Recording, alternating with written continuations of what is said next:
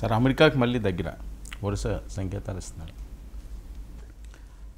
అవునండి, ఏదో చాలా చాలా మనము పెద్ద పెద్ద మాటలు చెప్పి ఒక్కసారిగా లోబడిపోయినట్టుగా పరిస్థితి కనిపిస్తుంది. ఇప్పుడు ఉదాహరణకు గోర్ అనే అమెరికా రాయబారి భారతదేశంలో కొత్తగా నియమించి ఆయన వస్తున్నాడు. సోన్ గోర్ పేరైతే ఆయన రాకముందే భారతదేశంతో మా సంబంధాలని చాలా బాగున్నాయి, అప్పుడు జరిగింది ఏదో చిన్నది, అదేం పెద్ద సమస్య కాదు అని చెప్తూనే 2-3 తీవ్రమైన వ్యాఖ్యలు, అవమానకరమైన వ్యాఖ్యలు కూడా చేశాడు.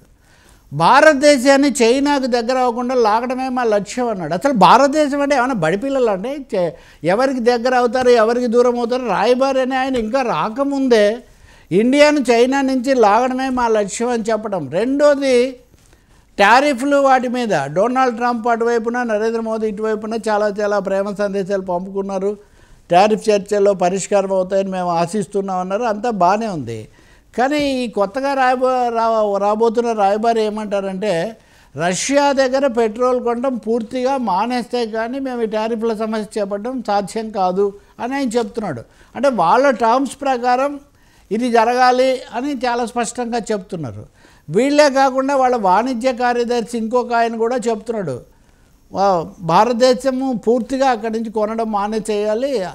ట్రంప్ కూడా అంటున్నాడు ఆయుధాలు కూడా రష్యా దగ్గర వీళ్ళు ఎక్కువగా కొంటున్నారు, ఆయుధాలు చమురు కూడా కొనడం మానేయాలి అని. అంటే భారతదేశానికి చాలా తీవ్రమైన షరతులు విధించి తన షరతుల ప్రకారం రోబర్చుకోవాలని వాళ్ళు ప్రయత్నిస్తుంటే మన వాణిజ్య శాఖ మంత్రిగా ఉన్న పీయూష్ గోయల్, ఇంకా నేను జయశంకర్ అవి చెప్పట్లేదు, పీయూష్ గోయల్ కూడా వీఆర్ నేరింగ్ ఏ ప్యాక్ట్, మేము సంధికి చాలా దగ్గరగా ఉన్నాము, మాకు కుదిరేట్టుగా ఉందని పీయూష్ గోయల్ కూడా ప్రకటిస్తున్నాడు. అంటే వాళ్ళంతా తీవ్రంగా మాట్లాడుతుంటే దేశం యొక్క సార్వభౌమత్వాన్ని, దేశం యొక్క భవిష్యత్ గమనాన్ని కూడా అవమానించే విధంగా మనం గట్టిగా నిలబడే బదులు ఇంకోటి కూడా చెప్తున్నాడు పీయూష్ గోయల్, ఇంకెవరో కూడా చెప్పారు. ఇప్పుడు భారతదేశానికి అమెరికాకు 131 బిలియన్లు అంటే దాదాపు 13,000 కోట్ల వాణిజ్యం జరుగుతుంది. ఇందులో ఈ 131 బిలియన్లలో 80 బిలియన్లు మనం చేసే ఎగుమతులు, 84, 45 బిలియన్లు మన దిగుమతులు. అంటే ఖచ్చితంగా మనం మెరుగోను, మనకు ఆధిక్యత ఉంది. దీన్ని మార్చి 200 బిలియన్లకు పెంచాలని మా లక్ష్యం అని అమెరికా చెప్తుంటే భారత ప్రభుత్వం కూడా దానికి మద్దతు తెలుపుతుంది. వాణిజ్యం పెంచుకోవచ్చు, స్నేహపూర్వకంగా కూడా ఉండొచ్చు, కానీ షరతులు విధించటము, ఫలానా వాళ్ళతో స్నేహంగా ఉండకూడదని చెప్పడము. మూడవ విషయం, నరేంద్ర మోదీ ట్రంప్ మాటకు స్పందిస్తూ we are always close friends and strategic partners అన్నాడు.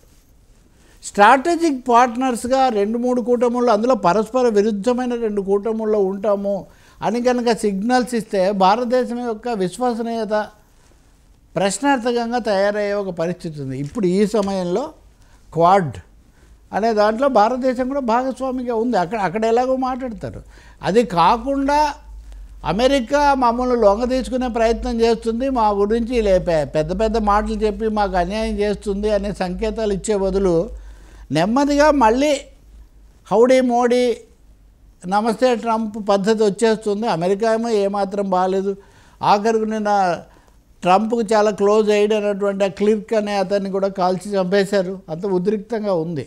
అసలు ట్రంప్ ఏ క్షణాన క్రాక్ డౌన్ విరుచుకుపడతాడేమో దేశంలో అందరి మీద అని ఒక పెద్ద సందేహంగా ప్రపంచం ఉంది. మరి ఇలాంటి సమయంలో మన స్పందన, మన వ్యాఖ్యలు ఇవి మటుకు చాలా విమర్శకు దారితీస్తున్నాయి. ప్రతిపక్షాలు కూడా ప్రశ్నిస్తున్నాయి, దౌత్య నిపుణులు కూడా ఎందుకు అంత హడావుడి పడుతున్నాము, ట్రంప్ ఎలాంటి వాడో తెలిసిన తర్వాత కూడా మనం ఎందుకు ఇంత హడావుడి పడుతున్నాము, కొంచెం మన ఆత్మగౌరవం నిలబెట్టుకునే విధంగా గట్టిగా ఉండాలి కదా అనే ప్రశ్న ఉత్పన్నమవుతుంది.